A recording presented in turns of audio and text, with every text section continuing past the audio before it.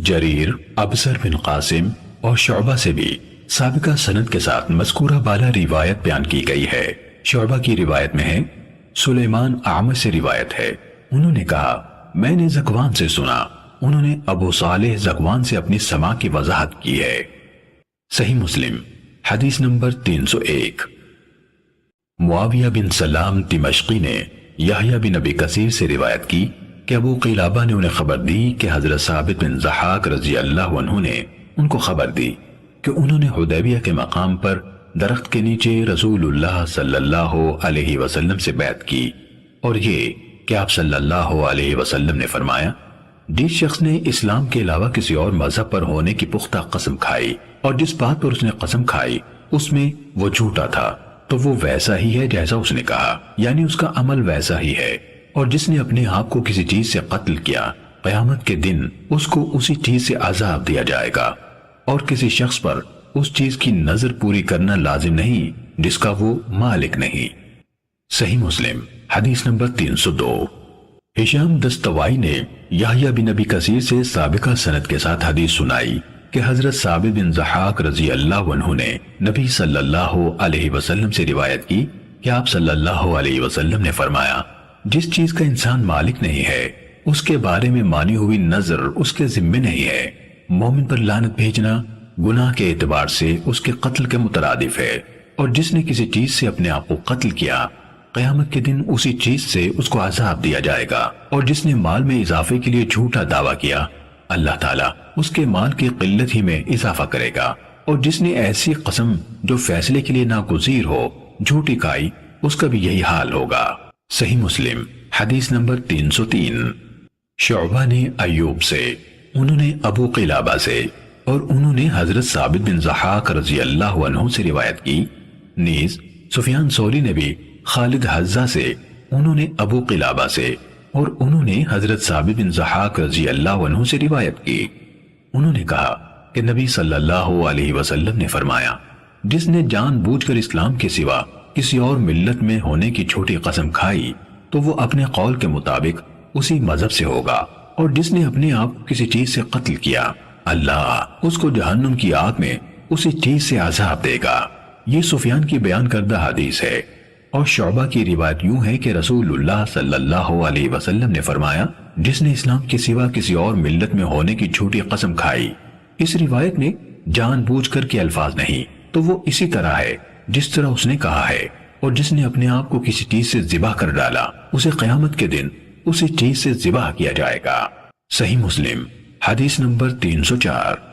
حضرت ابو ہریرہ رضی اللہ عنہ سے روایت ہے، انہوں نے کہا ہم رسول اللہ صلی اللہ علیہ وسلم کی معیت میں جنگ حنین میں شریک ہوئے تو آپ صلی اللہ علیہ وسلم نے ایک آدمی کے بارے میں جسے مسلمان کہا جاتا تھا فرمایا یہ جہنمیوں میں سے ہے۔ جب ہم لڑائی میں گئے تو اس آدمی نے بڑی زوردار جنگ لڑی جس کی وجہ سے اسے زخم لگ گئے۔ اس پر آپ صلی اللہ علیہ وسلم کی خدمت میں عرض کی گئی اے اللہ کے رسول، وہ آدمی جس کے بارے میں آپ نے ابھی فرمایا تھا وہ جہنمیوں میں سے ہے، اس نے تو آج بڑی شدید جنگ لڑی ہے اور وہ مر چکا ہے۔ تو رسول اللہ صلی اللہ علیہ وسلم نے فرمایا آگ کی طرف جائے گا۔ بعض مسلمان آپ کے اس فرمان کے بارے میں شک و شبہ میں مبتلا ہونے لگے کہ ایسا جانثار کیسے دوزخی ہو سکتا ہے۔ لوگ اسی حالت میں تھے کہ بتایا گیا وہ مرا نہیں لیکن اسے شدید زخم لگے ہیں۔ جب رات پڑی تو وہ اپنے زخموں پر صبر نہ کر سکا، اس نے خودکشی کر لی۔ آپ کو اس کی اطلاع دی گئی تو آپ صلی اللہ علیہ وسلم نے فرمایا اللہ سب سے بڑا ہے، میں گواہی دیتا ہوں کہ میں اللہ کا بندہ اور اس کا رسول ہوں۔ پھر آپ صلی اللہ علیہ وسلم نے بلال رضی اللہ عنہ کو حکم دیا تو انہوں نے لوگوں میں اعلان کیا یقیناً اس جان کے سوا کوئی جنت میں داخل نہ ہوگا جو اسلام پر ہے، اور بلا شبہ اللہ برے لوگوں سے بھی اس دین کی تائید کراتا ہے۔ صحیح مسلم حدیث نمبر 305۔ حضرت سہل بن سعد سعدی رضی اللہ عنہ سے روایت ہے کہ رسول اللہ صلی اللہ علیہ وسلم اور مشرکوں کا آمنا سامنا ہوا اور جنگ شروع ہو گئی۔ پھر رسول اللہ صلی اللہ علیہ وسلم اپنی لشکرگاہ کی طرف پلٹے اور فریق ثانی اپنی لشکرگاہ کی طرف مڑا۔ رسول اللہ صلی اللہ علیہ وسلم کا ساتھ دینے والوں میں سے ایک آدمی تھا جو دشمنوں کی صفوں سے الگ رہ جانے والوں کو نہ چھوڑتا، ان کا تعاقب کرتا اور انہیں اپنی تلوار کا نشانہ بنا دیتا۔ لوگوں نے کہا، آج ہم میں سے فلاں نے جو کر دکھایا کسی اور نے نہیں کیا۔ اس پر رسول اللہ صلی اللہ علیہ وسلم نے فرمایا، لیکن واقعہ یہ ہے کہ یہ شخص اہل جہنم میں سے ہے۔ لوگوں میں سے ایک آدمی کہنے لگا، میں مستقل طور پر اس کے ساتھ رہوں گا۔ سہل رضی اللہ عنہ نے کہا، وہ آدمی اس کے ہمراہ نکلا، جہاں وہ ٹھہرتا وہیں یہ ٹھہر جاتا، اور جب وہ اپنی رفتار تیز کرتا تو اس کے ساتھ یہ بھی تیز چل پڑتا۔ آخرکار وہ آدمی شدید زخمی ہو گیا۔ اس نے جلد مر جانا چاہا تو اس نے اپنی تلوار کا اوپر کا حصہ یعنی تلوار کا دستہ زمین پر رکھا اور اس کی دھار اپنی چھاتی کے درمیان رکھی، پھر اپنی تلوار سے اپنا پورا وزن ڈال کر خودکشی کر لی۔ وہ پیچھا کرنے والا آدمی رسول اللہ صلی اللہ علیہ وسلم کے پاس آیا اور عرض کی، میں گواہی دیتا ہوں کہ آپ اللہ کے رسول ہیں۔ آپ صلی اللہ علیہ وسلم نے پوچھا، کیا ہوا؟ تو اس نے کہا، وہ آدمی جس کے بارے میں آپ نے ابھی بتایا تھا کہ وہ دوزخی ہے اور لوگوں نے اسے غیر معمولی بات سمجھا تھا، اس پر میں نے لوگوں سے کہا، میں تمہارے لیے اس کا پتہ لگاؤں گا۔ میں اس کے پیچھے نکلا یہاں تک کہ وہ شدید زخمی ہو گیا اور اس نے جلدی مر جانا چاہا تو اس نے اپنی تلوار کا اوپر کا حصہ یعنی دستہ زمین پر اور اس کی دھار چھاتی کے درمیان رکھی، پھر اس پر اپنا پورا بوجھ ڈال دیا اور خود کو مار ڈالا۔ اس پر رسول اللہ صلی اللہ علیہ وسلم نے فرمایا، لوگوں کو نظر آتا ہے کہ کوئی آدمی جنتیوں کے سے کام کرتا ہے حالانکہ وہ دوزخی ہوتا ہے، اور لوگوں کو نظر آتا ہے کہ کوئی آدمی دوزخیوں کے سے کام کرتا ہے حالانکہ وہ جنتی ہوتا ہے۔ صحیح مسلم حدیث نمبر 306۔ شیبان نے بیان کیا کہ میں نے حسن بصری کو کہتے ہوئے سنا، تم سے پہلے لوگوں میں سے ایک آدمی تھا، اسے پھوڑا نکلا، جب اس نے اسے اذیت دی تو اس نے اپنے ترکش سے ایک تیر نکالا اور اس پھوڑے کو چیر دیا، خون بند نہ ہوا حتیٰ کہ وہ مر گیا۔ اللہ تعالیٰ نے فرمایا، میں نے اس پر جنت حرام کر دی ہے کیونکہ اس نے خودکشی کے لیے ایسا کیا تھا۔ پھر حسن نے مسجد کی طرف اپنا ہاتھ اونچا کیا اور کہا، ہاں اللہ کی قسم، یہ حدیث مجھے جندب رضی اللہ عنہ نے رسول اللہ صلی اللہ علیہ وسلم سے روایت کرتے ہوئے اسی مسجد میں سنائی تھی۔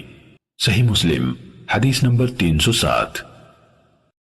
شیبان کے بجائے جریر نے بیان کیا کہ میں نے حسن کو کہتے ہوئے سنا، ہمیں جندب بن عبداللہ بجلی رضی اللہ عنہ نے اسی مسجد میں یہ حدیث سنائی۔ نہ ہم بھولے ہیں اور نہ ہمیں یہ خدشہ ہے کہ جندب نے رسول اللہ صلی اللہ علیہ وسلم پر جھوٹ باندھا ہے۔ جندب رضی اللہ عنہ نے کہا، رسول اللہ صلی اللہ علیہ وسلم نے فرمایا، تم سے پہلے لوگوں میں سے ایک آدمی کو پھوڑا نکلا، پھر اسی سابقہ حدیث جیسی حدیث بیان کی۔ صحیح مسلم حدیث نمبر 308۔ حضرت عبداللہ بن عباس رضی اللہ عنہما نے کہا، مجھے حضرت عمر بن خطاب رضی اللہ عنہ نے حدیث سنائی، کہا، خیبر کی جنگ کا دن تھا، نبی صلی اللہ علیہ وسلم کے کچھ صحابہ آئے اور کہنے لگے، فلاں شہید ہے، فلاں شہید ہے، یہاں تک کہ ایک آدمی کا تذکرہ ہوا تو کہنے لگے وہ شہید ہے۔ رسول اللہ صلی اللہ علیہ وسلم نے فرمایا، ہرگز نہیں، میں نے اسے ایک دھاری دار چادر یا عبا چوری کرنے کی بنا پر آگ میں دیکھا ہے۔ پھر رسول اللہ صلی اللہ علیہ وسلم نے فرمایا، اے خطاب کے بیٹے، جا کر لوگوں میں اعلان کر دو کہ جنت میں مومنوں کے سوا کوئی داخل نہ ہوگا۔ انہوں نے کہا، میں باہر نکلا اور لوگوں میں اعلان کیا، متنبہ رہو، جنت میں مومنوں کے سوا اور کوئی داخل نہ ہوگا۔ صحیح مسلم حدیث نمبر 309۔ حضرت ابو ہریرہ رضی اللہ عنہ سے روایت ہے، انہوں نے کہا، ہم نبی صلی اللہ علیہ وسلم کی معیت میں خیبر کی طرف نکلے، اللہ نے ہمیں فتح عنایت فرمائی، غنیمت میں ہمیں سونا یا چاندی نہ ملا، غنیمت میں سامان، غلہ اور کپڑے ملے، پھر ہم وادی القریٰ کی طرف چل پڑے۔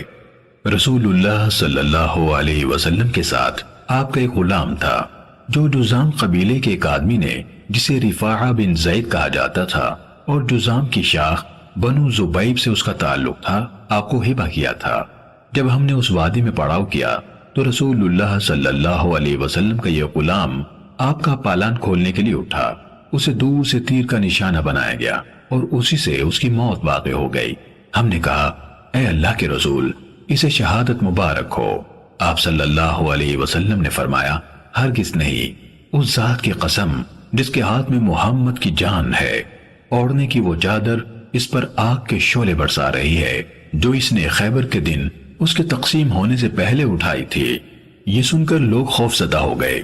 ایک آدمی 1 یا 2 تسمے لے آیا اور کہنے لگا، اے اللہ کے رسول، خیبر کے دن میں نے لیے تھے۔ یہ سن کر لوگ خوف زدہ ہو گئے۔ ایک آدمی 1 یا 2 تسمے لے آیا اور کہنے لگا، اے اللہ کے رسول، خیبر کے دن میں نے لیے تھے۔ تو رسول اللہ صلی اللہ علیہ وسلم نے فرمایا، آگ کا 1 تسمہ ہے یا آگ کے 2 تسمے ہیں۔ صحیح مسلم حدیث نمبر 310۔ حضرت جابر رضی اللہ عنہ سے روایت ہے کہ طفیل بن عمرو دوسی رضی اللہ عنہ نبی صلی اللہ علیہ وسلم کی خدمت میں حاضر ہوئے اور عرض کی، اے اللہ کے رسول، کیا آپ کو ایک مضبوط قلعے اور تحفظ کی ضرورت ہے؟ روایت کرنے والے نے کہا، یہ ایک قلعہ تھا جو جاہلیت کے دور میں بنو دوس کی ملکیت تھا۔ آپ صلی اللہ علیہ وسلم نے اس کو قبول کرنے سے انکار کر دیا کیونکہ یہ سعادت اللہ نے انصار کے حصے میں رکھی تھی۔ پھر جب نبی صلی اللہ علیہ وسلم ہجرت کر کے مدینے تشریف لے گئے تو طفیل بن عمرو رضی اللہ عنہ بھی ہجرت کر کے آپ کے پاس آ گئے۔ ان کے ساتھ ان کی قوم کے ایک آدمی نے بھی ہجرت کی۔ انہوں نے مدینے کی آب و ہوا ناموافق پائی تو وہ آدمی بیمار ہوا اور گھبرا گیا۔ اس نے اپنے چوڑے پھل والے تیر لیے اور ان سے اپنی انگلیوں کے اندرونی طرف کے جوڑ کاٹ ڈالے۔ اس کے دونوں ہاتھوں سے خون بہا حتیٰ کہ وہ مر گیا۔ طفیل بن عمرو رضی اللہ عنہ نے اسے خواب میں دیکھا۔ انہوں نے دیکھا کہ اس کی حالت اچھی تھی اور یہ بھی دیکھا کہ اس نے اپنے دونوں ہاتھ ڈھانپے ہوئے تھے۔ طفیل رضی اللہ عنہ نے عالم خواب میں اس سے کہا، تمہارے رب نے تمہارے ساتھ کیا معاملہ کیا؟ اس نے کہا، اس نے اپنے نبی کی طرف میری ہجرت کے سبب مجھے بخش دیا۔ انہوں نے پوچھا، میں تمہیں دونوں ہاتھ ڈھانپے ہوئے کیوں دیکھ رہا ہوں؟ اس نے کہا، مجھ سے کہا گیا، اپنا جو کچھ تم نے خود یہ خراب کیا ہے ہم اسے درست نہیں کریں گے۔ طفیل رضی اللہ عنہ نے یہ خواب رسول اللہ صلی اللہ علیہ وسلم کو سنایا تو رسول اللہ صلی اللہ علیہ وسلم نے فرمایا، اے اللہ اس کے دونوں ہاتھوں کو بھی بخش دے۔ صحیح مسلم حدیث نمبر 311۔ عبدالعزیز بن محمد اور ابو علقمہ فروی نے کہا، ہمیں صفوان بن سلیم نے عبداللہ بن سلمان کے واسطے سے ان کے والد یعنی سلمان سے حدیث سنائی۔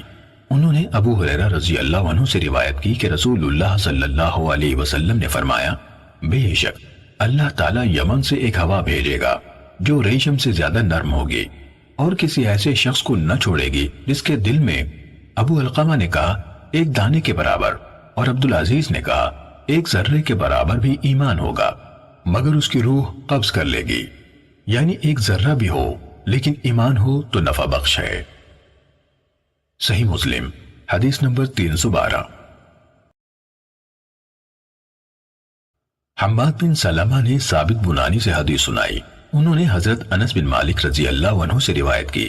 انہوں نے کہا، جب یہ آیت اتری، یا ایہا الذین آمنوا لا ترفعوا اصواتکم فوق صوت النبی، اے ایمان والو اپنی آوازیں نبی صلی اللہ علیہ وسلم کی آواز سے اونچی مت کرو، آیت کے آخر تک۔ تو ثابت بن قیس رضی اللہ عنہ اپنے گھر میں بیٹھ گئے اور کہنے لگے، میں تو جہنمی ہوں۔ انہوں نے خود کو نبی صلی اللہ علیہ وسلم کی خدمت میں حاضر ہونے سے بھی روک لیا۔ رسول اللہ صلی اللہ علیہ وسلم نے سعد بن معاذ رضی اللہ عنہ سے پوچھا، ابو عمرو ثابت کو کیا ہوا؟ کیا وہ بیمار ہیں؟ سعد رضی اللہ عنہ نے کہا، وہ میرے پڑوسی ہیں اور مجھے ان کی کسی بیماری کا پتہ نہیں چلا۔ حضرت انس نے کہا، اس کے بعد سعد ثابت رضی اللہ عنہما کے پاس آئے اور رسول اللہ صلی اللہ علیہ وسلم کی بات بتائی تو ثابت رضی اللہ عنہ کہنے لگے، یہ آیت اتر چکی ہے اور تم جانتے ہو کہ تم سب میں میری آواز رسول اللہ صلی اللہ علیہ وسلم کی آواز سے زیادہ بلند ہے، اس بنا پر میں جہنمی ہوں۔ سعد رضی اللہ عنہ نے اس جواب کا ذکر نبی صلی اللہ علیہ وسلم سے کیا تو رسول اللہ صلی اللہ علیہ وسلم نے فرمایا، بلکہ وہ تو اہل جنت میں سے ہے۔ صحیح مسلم حدیث نمبر 314۔ جعفر بن سلیمان نے کہا، ہمیں ثابت بنانی نے حضرت انس بن مالک رضی اللہ عنہ سے حدیث سنائی کہ ثابت بن قیس بن شماس رضی اللہ عنہ انصار کے خطیب تھے۔ جب یہ آیت اتری، آگے حماد کی سابقہ حدیث کی طرح ہے لیکن اس میں سعد بن معاذ رضی اللہ عنہ کا ذکر نہیں ہے۔ صحیح مسلم حدیث نمبر 315۔ جعفر بن سلیمان کے بجائے سلیمان بن مغیرہ نے ثابت بنانی سے نقل کرتے ہوئے حضرت انس رضی اللہ عنہ سے حدیث روایت کی کہ جب یہ آیت اتری لا ترفعوا اصواتکم فوق صوت النبی، انہوں نے بھی سعد بن معاذ رضی اللہ عنہ کا ذکر نہیں کیا۔ صحیح مسلم حدیث نمبر 316۔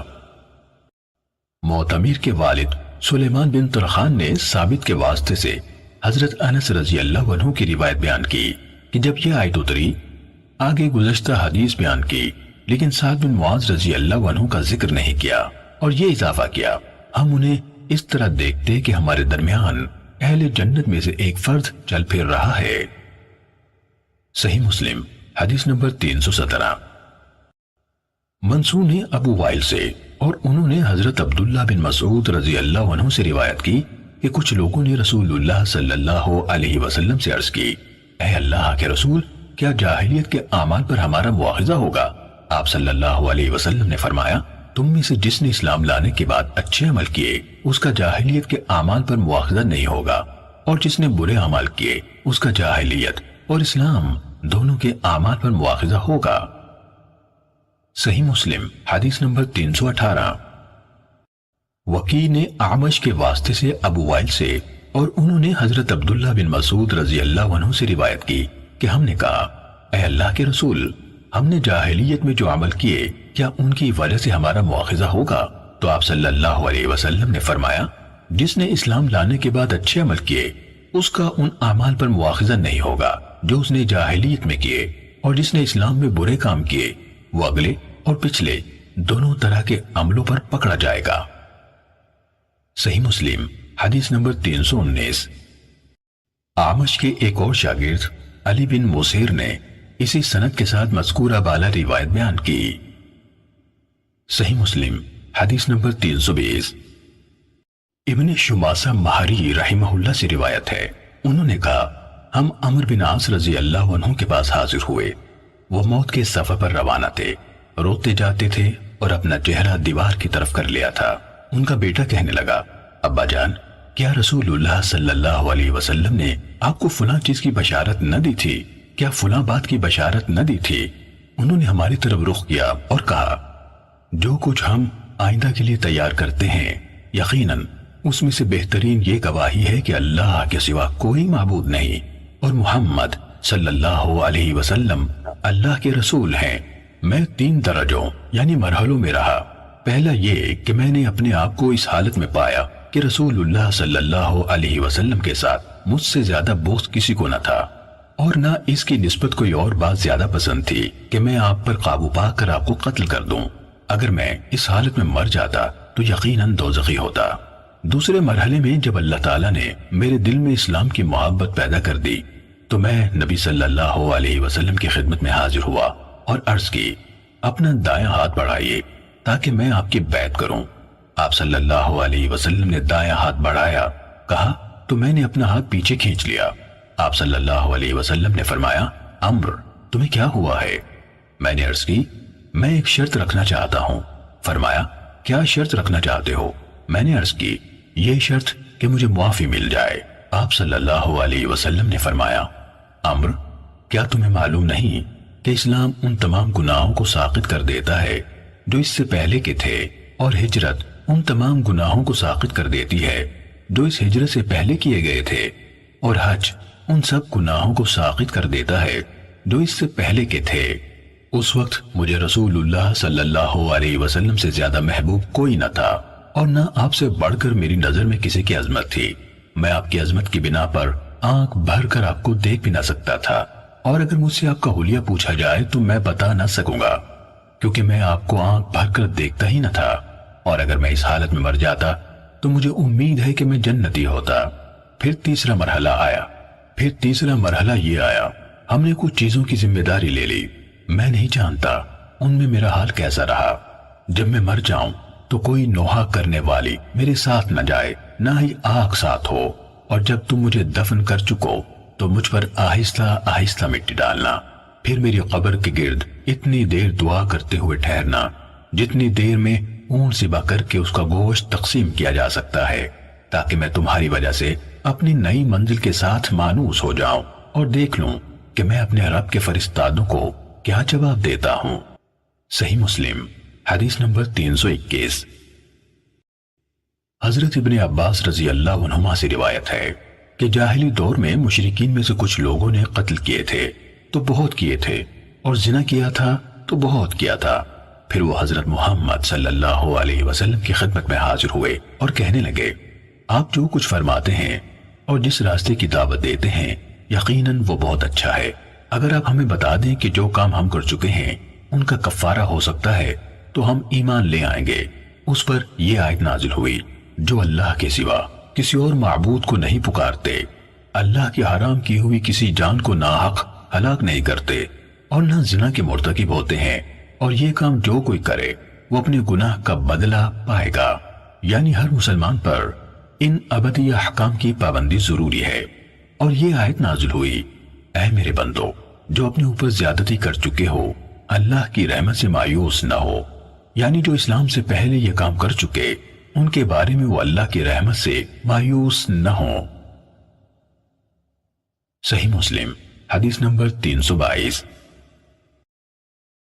یونس نے ابن شہاب سے خبر دی، انہوں نے کہا مجھے عروہ بن زبیر نے خبر دی کہ انہیں حکیم بن حزام رضی اللہ عنہ نے بتایا کہ انہوں نے رسول اللہ صلی اللہ علیہ وسلم سے عرض کی، ان کاموں کے بارے میں آپ کیا فرماتے ہیں جو میں جاہلیت کے دور میں اللہ کی عبادت کی خاطر کرتا تھا، مجھے ان کا کچھ اجر ملے گا؟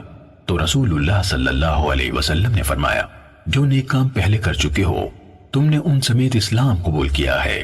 تحنس کا مطلب ہے عبادت گزاری۔ صحیح مسلم حدیث نمبر 323۔ یونس کے بجائے صالح نے ابن شہاب سے روایت کی، کہا مجھے عروہ بن زبیر نے خبر دی کہ حکیم بن حزام رضی اللہ عنہ نے انہیں بتایا کہ انہوں نے رسول اللہ صلی اللہ علیہ وسلم سے عرض کی، اللہ کے رسول آپ ان اعمال کے بارے میں کیا فرماتے ہیں جو میں جاہلیت کے دور میں اللہ کی عبادت کے طور پر کیا کرتا تھا، یعنی صدقہ و خیرات، غلاموں کو آزاد کرنا اور صلہ رحمی، کیا ان کا اجر ہوگا؟ رسول اللہ صلی اللہ علیہ وسلم نے فرمایا، جو بھلائی کے کام تم پہلے کر چکے ہو تم ان سمیت اسلام میں داخل ہوئے ہو، یعنی تمہارے اسلام کے ساتھ وہ بھی شرف قبولیت حاصل کر چکے ہیں کیونکہ وہ بھی شہادتین کی تصدیق کرتے ہیں۔ صحیح مسلم حدیث نمبر 324۔ ابن شہاب زہری کے ایک اور شاگرد معمر نے اسی سابقہ سند کے ساتھ یہی روایت بیان کی، نیز ایک دوسری سند کے ساتھ ابو معاویہ نے ہمیں خبر دی، ہمیں ہشام بن عروہ نے اپنے والد سے حدیث سنائی، انہوں نے حضرت حکیم بن حزام رضی اللہ عنہ سے روایت کی، انہوں نے کہا کہ میں نے رسول اللہ صلی اللہ علیہ وسلم سے پوچھا، وہ بھلائی کی چیزیں یعنی کام جو میں جاہلیت کے دور میں کیا کرتا تھا؟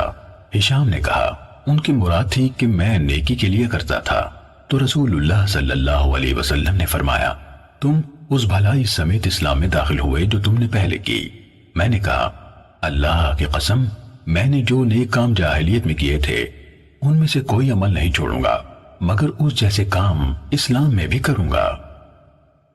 صحیح مسلم حدیث نمبر 325۔ عبداللہ بن نمیر نے ہشام سے سابقہ سند سے روایت کی کہ حکیم بن حزام رضی اللہ عنہ نے دور جاہلیت میں 100 غلام آزاد کیے تھے اور 100 اونٹ سواری کے لیے مستحقین کو دیے تھے، پھر اسلام لانے کے بعد دوبارہ 100 غلام آزاد کیے اور 100 اونٹ سواری کے لیے دیے، پھر نبی صلی اللہ علیہ وسلم کی خدمت میں حاضر ہوئے، آگے مذکورہ بالا حدیث کے مطابق بیان کیا۔ صحیح مسلم حدیث نمبر 326۔ عبداللہ بن ادریس، ابو معاویہ اور وکیع نے عامش سے حدیث سنائی، انہوں نے ابراہیم سے، انہوں نے علقمہ سے اور انہوں نے حضرت عبداللہ رضی اللہ عنہ سے روایت کی کہ جب یہ آیت اتری، جو لوگ ایمان لائے اور انہوں نے اپنے ایمان کے ساتھ ظلم کی آمیزش نہیں کی، تو رسول اللہ صلی اللہ علیہ وسلم کے صحابہ پر یہ آیت گراں گزری اور انہوں نے گزارش کی، ہم میں سے کون ہے جو اپنے نفس پر ظلم نہ کرتا ہو؟ تو رسول اللہ صلی اللہ علیہ وسلم نے فرمایا، اس آیت کا مطلب وہ نہیں جو تم سمجھتے ہو، ظلم وہ ہے جس طرح لقمان نے اپنے بیٹے سے کہا تھا، اے بیٹے اللہ کے ساتھ شرک نہ کرنا، شرک یقیناً بہت بڑا ظلم ہے۔ صحیح مسلم حدیث نمبر 327۔ اسحاق بن ابراہیم اور علی بن حشرم نے کہا ہمیں عیسیٰ بن یونس نے خبر دی، نیز منجا بن حارث تمیمی نے کہا ہمیں ابن مسہر نے خبر دی، نیز ابو قریب نے کہا ہمیں ابن ادریس نے خبر دی۔ پھر ان تینوں یعنی عیسیٰ، ابن مسہر اور ابن ادریس نے اعمش سے اسی سند کے ساتھ یہی حدیث بیان کی۔ ابو قریب نے کہا، ابن ادریس نے کہا پہلے مجھے میرے والد نے ابان بن تغلب سے اور انہوں نے اعمش سے روایت کی، پھر میں نے یہ روایت خود انہی یعنی اعمش سے سنی۔ صحیح مسلم حدیث نمبر 328۔ حضرت ابو ہریرہ رضی اللہ عنہ سے روایت ہے کہ جب رسول اللہ صلی اللہ علیہ وسلم پر یہ آیت اتری، آسمانوں اور زمین میں جو کچھ ہے اللہ ہی کا ہے، اور تمہارے دلوں میں جو کچھ ہے اسے ظاہر کرو یا چھپاؤ، اللہ تعالیٰ اس پر تمہارا محاسبہ کرے گا، پھر جسے چاہے گا بخش دے گا اور جسے چاہے گا عذاب دے گا، اور اللہ ہر چیز پر قادر ہے۔ تو رسول اللہ صلی اللہ علیہ وسلم کے ساتھیوں پر یہ بات انتہائی گراں گزری۔ کہا وہ رسول اللہ صلی اللہ علیہ وسلم کی خدمت میں حاضر ہوئے اور گھٹنوں کے بل بیٹھ کر کہنے لگے، اے اللہ کے رسول، پہلے ہمیں ایسے اعمال کا پابند کیا گیا جو ہماری طاقت میں ہیں، نماز، روزہ، جہاد اور صدقہ، اور اب آپ پر یہ آیت اتری ہے جس کی ہم طاقت نہیں رکھتے۔ رسول اللہ صلی اللہ علیہ وسلم نے فرمایا، کیا تم وہی بات کہنا چاہتے ہو جو تم سے پہلے دونوں اہل کتاب نے کہی؟ ہم نے سنا اور نافرمانی کی، بلکہ تم کہو ہم نے سنا اور اطاعت کی۔ اے ہمارے رب، تیری بخشش چاہتے ہیں اور تیری ہی طرف لوٹنا ہے۔ جب صحابہ یہ الفاظ دہرانے لگے اور ان کی زبانیں ان الفاظ پر رواں ہو گئی تو اس کے بعد اللہ تعالیٰ نے یہ آیت اتاری۔ رسول اللہ صلی اللہ علیہ وسلم اس ہدایت پر ایمان لائے جو ان کے رب کی طرف سے ان پر نازل کی گئی، اور سارے مومن بھی سب ایمان لائے اللہ پر، اس کے فرشتوں پر، اس کی کتابوں پر اور اس کے رسولوں پر، اور کہا ہم ایمان لانے میں اس کے رسولوں کے درمیان فرق نہیں کرتے، اور انہوں نے کہا ہم نے سنا اور ہم نے اطاعت کی۔ اے ہمارے رب، تیری بخشش چاہتے ہیں اور تیری ہی طرف لوٹ کر آنا ہے۔ چنانچہ جب انہوں نے یہ مان کر اس پر عمل کیا تو اللہ عز و جل نے اس آیت کے ابتدائی معنی منسوخ کرتے ہوئے یہ آیت نازل فرمائی، اللہ کسی شخص پر اس کی طاقت سے زیادہ بوجھ نہیں ڈالتا، اس نے جو نیکی کمائی اور جو برائی کمائی اس کا وبال اسی پر ہے۔ اے ہمارے رب، اگر ہم بھول جائیں یا ہم خطا کریں تو ہمارا مواخذہ نہ کرنا۔ اللہ نے فرمایا ہاں۔ انہوں نے کہا اے ہمارے پروردگار، اور ہم پر ایسا بوجھ نہ ڈال جیسا تو نے ان لوگوں پر ڈالا جو ہم سے پہلے گزر چکے ہیں۔ اللہ نے فرمایا ہاں۔ پھر کہا اے ہمارے رب، ہم سے وہ چیز نہ اٹھوا جس کو اٹھانے کی ہم میں طاقت نہیں۔ اللہ نے فرمایا ہاں۔ پھر کہا اور ہم سے درگزر فرما اور ہم میں بخش دے اور ہم پر مہربانی فرما، تو ہی ہمارا کارساز ہے، بس تو کافروں کے مقابلے میں ہماری مدد فرما۔ اللہ نے فرمایا ہاں۔ صحیح مسلم حدیث نمبر 329۔ حضرت ابن عباس رضی اللہ عنہما سے روایت ہے کہ انہوں نے کہا جب یہ آیت نازل ہوئی تمہارے دلوں میں جو کچھ ہے اس کو ظاہر کرو یا چھپاؤ، اللہ اس پر تمہارا مواخذہ کرے گا۔ ابن عباس رضی اللہ عنہما نے کہا اس سے صحابہ کے دلوں میں ایک چیز یعنی شدید خوف کی کیفیت کہ احکام الہی کے اس تقاضے پر عمل نہ ہو سکے گا در آئی جو کسی اور بات سے نہیں آئی تھی۔ تب نبی صلی اللہ علیہ وسلم نے فرمایا کہو ہم نے سنا اور ہم نے اطاعت کی اور ہم نے تسلیم کیا۔ ابن عباس رضی اللہ عنہما نے کہا اس پر اللہ تعالیٰ نے ان کے دلوں میں ایمان ڈال دیا اور یہ آیت اتاری، اللہ تعالیٰ کسی نفس پر اس کی طاقت سے زیادہ بوجھ نہیں ڈالتا، اسی کے لیے ہے جو اس نے کمایا اور اسی پر وبال پڑتا ہے اس برائی کا جس کا اس نے ارتکاب کیا۔ اے ہمارے رب، اگر ہم بھول جائیں یا چوک جائیں تو ہمارا مواخذہ نہ کرنا۔ اللہ نے فرمایا میں نے ایسا کر دیا۔ اے ہمارے رب، ہم پر ایسا بوجھ نہ ڈال جیسا کہ تو نے ان لوگوں پر ڈالا جو ہم سے پہلے تھے۔ فرمایا میں نے ایسا کر دیا، ہمیں بخش دے اور ہم پر رحم فرما، تو ہی ہمارا مولا ہے۔ اللہ نے فرمایا میں نے ایسا کر دیا۔ صحیح مسلم حدیث نمبر 330۔ ابو عوانہ نے قتادہ سے حدیث سنائی، انہوں نے زرارہ بن اوفا سے اور انہوں نے حضرت ابو ہریرہ رضی اللہ عنہ سے روایت کی۔ انہوں نے کہا رسول اللہ صلی اللہ علیہ وسلم نے فرمایا، بلا شبہ اللہ تعالیٰ نے میری امت کی ان باتوں سے درگزر فرمایا ہے جو وہ دل میں اپنے آپ سے کریں جب تک وہ ان کو زبان پر نہ لائیں یا ان پر عمل نہ کریں۔ صحیح مسلم حدیث نمبر 331۔ سعید بن ابی عروبہ نے قتادہ سے، انہوں نے زرارہ بن اوفا سے اور انہوں نے ابو ہریرہ رضی اللہ عنہ سے روایت کی، انہوں نے کہا کہ رسول اللہ صلی اللہ علیہ وسلم نے فرمایا، بلا شبہ اللہ تعالیٰ نے میری امت کی ان باتوں سے درگزر فرمایا ہے جو وہ دل میں اپنے آپ سے کریں جب تک اس پر عمل یا کلام نہ کریں۔ صحیح مسلم حدیث نمبر 332۔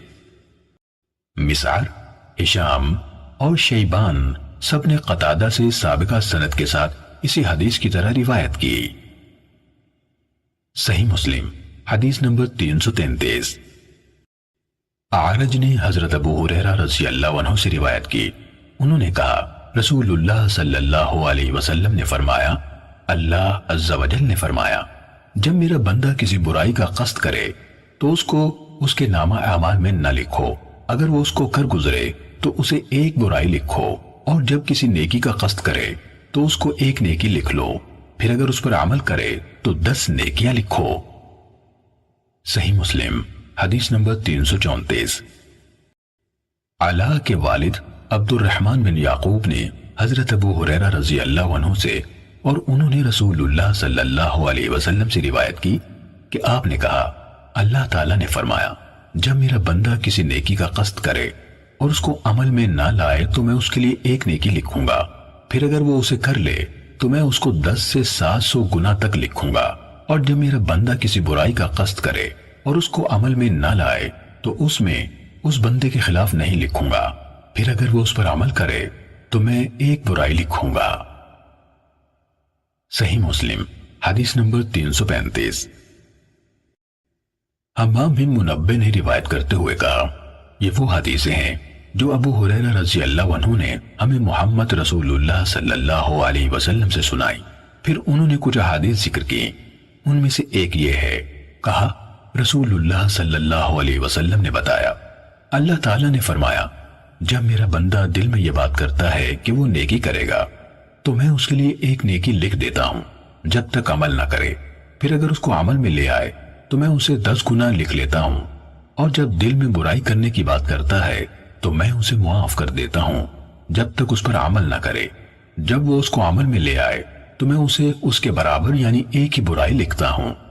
اور رسول اللہ صلی اللہ علیہ وسلم نے فرمایا، فرشتوں نے کہا، اے رب، یہ تیرا بندہ ہے، برائی کرنا چاہتا ہے اور اللہ اس کو خوب دیکھ رہا ہوتا ہے، اللہ فرماتا ہے اس پر نظر رکھو، بس اگر وہ برائی کرے تو اس کے برابر یعنی ایک برائی لکھ لو، اور اگر اس کو چھوڑ دے تو اس کے لیے اسے ایک نیکی لکھو، کیونکہ اس نے میری خاطر اسے چھوڑا ہے۔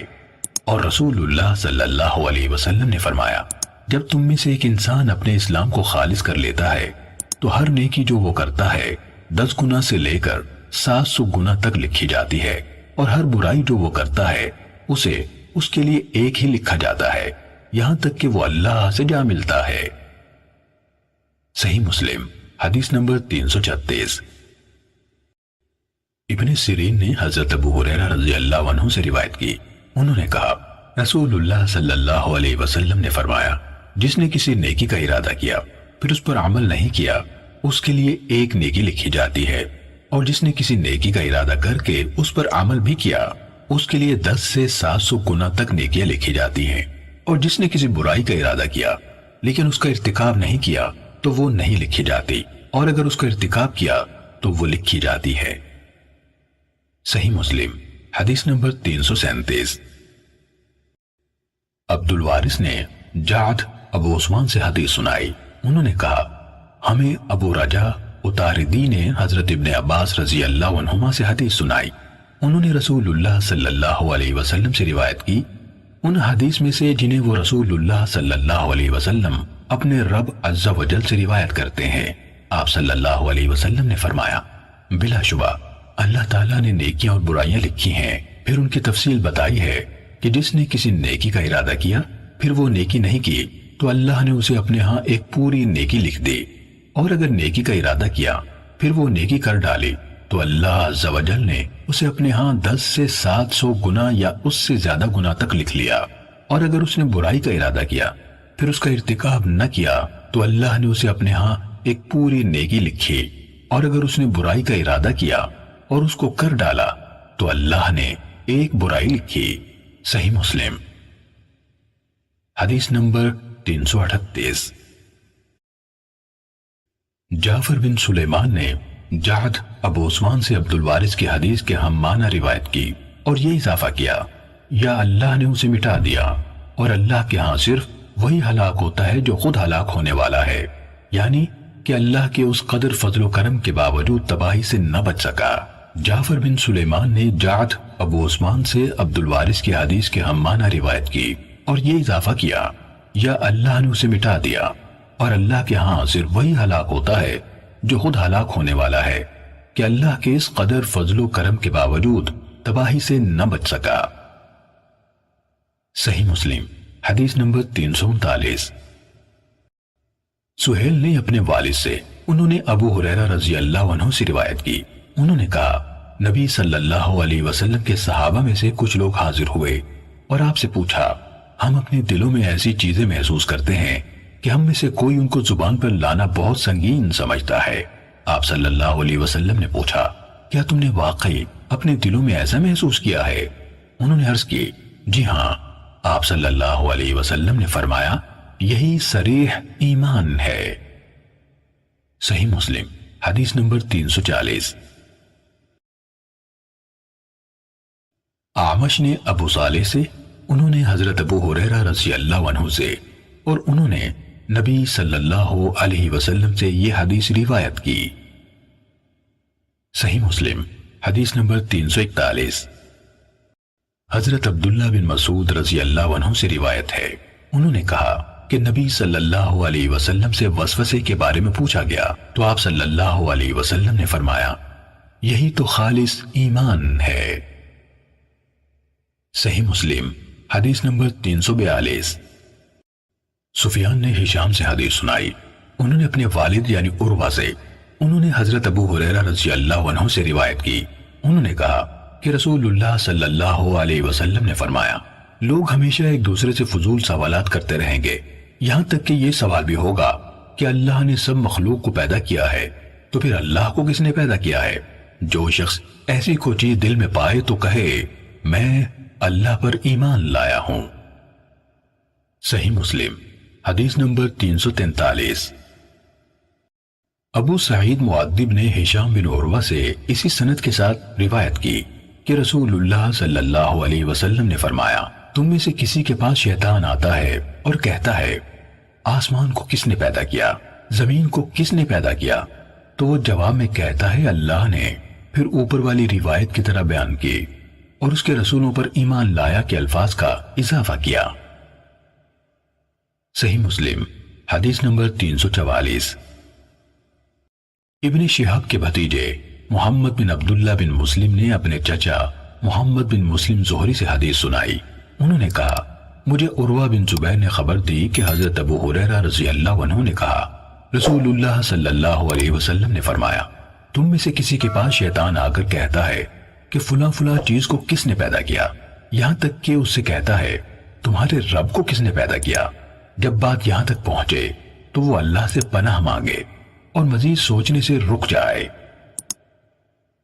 صحیح مسلم حدیث نمبر 345۔ عقیل بن خالد نے کہا کہ ابن شہاب نے کہا مجھے عروہ بن زبیر نے خبر دی کہ حضرت ابو ہریرہ رضی اللہ عنہ نے کہا رسول اللہ صلی اللہ علیہ وسلم نے فرمایا، بندے کے پاس شیطان آتا ہے اور کہتا ہے فلاں فلاں چیز کو کس نے پیدا کیا، حتیٰ کہ اسے کہتا ہے تیرے رب کو کس نے پیدا کیا؟ سو جب بات یہاں تک پہنچے تو اللہ کی پناہ مانگے اور رک جائے۔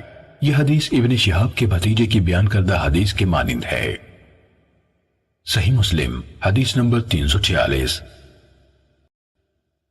عبد الوارث بن عبد الصمد کے دادا عبد الوارث بن سعید نے ایوب سے، انہوں نے محمد بن سیرین سے، انہوں نے حضرت ابو ہریرہ رضی اللہ عنہ سے، اور انہوں نے نبی صلی اللہ علیہ وسلم سے روایت کی، آپ صلی اللہ علیہ وسلم نے فرمایا، لوگ تم سے ہمیشہ علم کے بارے میں سوال کریں گے، یہاں تک کہ یہ کہیں گے اللہ نے ہمیں پیدا کیا ہے تو اللہ کو کس نے پیدا کیا؟ ابن سیرین نے کہا اس وقت حضرت ابو ہریرہ رضی اللہ عنہ ایک آدمی کا ہاتھ پکڑے ہوئے تھے تو کہنے لگے اللہ اور اس کے رسول صلی اللہ علیہ وسلم نے سچ فرمایا، مجھ سے 2 آدمیوں نے یہی سوال کیا تھا اور یہ تیسرا ہے، یا کہا مجھ سے ایک آدمی نے پہلے یہ سوال کیا تھا اور یہ دوسرا ہے۔ صحیح مسلم حدیث نمبر 347۔ اسماعیل بن علیہ نے ایوب سے، انہوں نے محمد سے روایت کی کہ حضرت ابو ہریرہ رضی اللہ عنہ نے کہا لوگ ہمیشہ سوال کرتے رہیں گے۔ باقی حدیث عبد الوارث کی حدیث کی مانند ہے، تاہم انہوں نے سند میں نبی کریم صلی اللہ علیہ وسلم کا ذکر نہیں کیا، لیکن آخر میں یہ کہا ہے اللہ اور اس کے رسول نے سچ فرمایا۔ صحیح مسلم حدیث نمبر 348۔ ابو سلمہ نے حضرت ابو ہریرہ رضی اللہ عنہ سے روایت کی، انہوں نے کہا مجھ سے رسول اللہ صلی اللہ علیہ وسلم نے فرمایا ابو ہریرہ لوگ ہمیشہ تم سے سوال کرتے رہیں گے حتیٰ کہ کہیں گے یہ ہر چیز کا خالق اللہ ہے تو اللہ کو کس نے پیدا کیا؟ ابو ہریرہ رضی اللہ عنہ نے کہا پھر ایک دفعہ جب میں مسجد میں تھا تو میرے پاس کچھ بد دعائے اور کہنے لگے اے ابو ہریرہ یہ اللہ ہے، پھر اللہ کو کس نے پیدا کیا ہے؟ ابو سلمہ نے کہا تب انہوں نے مٹھی میں کنکر پکڑے اور ان پر پھینک کے اور کہا اٹھو اٹھو یہاں سے جاؤ، میرے خلیل یعنی نبی اکرم صلی اللہ علیہ وسلم نے بالکل سچ فرمایا تھا۔ صحیح مسلم حدیث نمبر 349۔ یزید بن عاصم نے کہا میں نے حضرت ابو ہریرہ رضی اللہ عنہ سے سنا، وہ کہتے تھے رسول اللہ صلی اللہ علیہ وسلم نے فرمایا یقیناً لوگ تم سے ہر چیز کے بارے میں سوال کریں گے، یہاں تک کہ کہیں گے اللہ نے ہر چیز کو پیدا کیا، پھر اس کو کس نے پیدا کیا؟ صحیح مسلم حدیث نمبر 350۔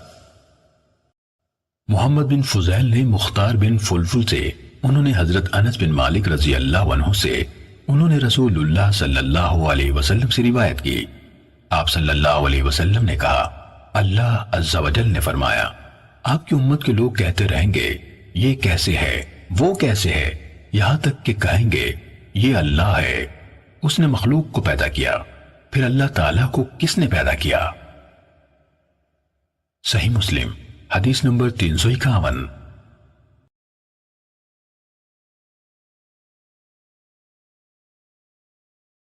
اسحاق بن ابراہیم نے کہا ہمیں جریر نے خبر دی، نیز ابو بکر بن ابی شیبہ نے کہا ہمیں حسن بن علی نے زائدہ سے حدیث سنائی، اور ان دونوں یعنی جریر اور زائدہ نے مختار سے، انہوں نے حضرت انس رضی اللہ عنہ سے، اور انہوں نے نبی صلی اللہ علیہ وسلم سے روایت کی، تاہم اسحاق کی روایت میں یہ الفاظ نہیں ہیں، یعنی اللہ عز و جل نے فرمایا بے شک آپ کی امت۔ صحیح مسلم حدیث نمبر 352۔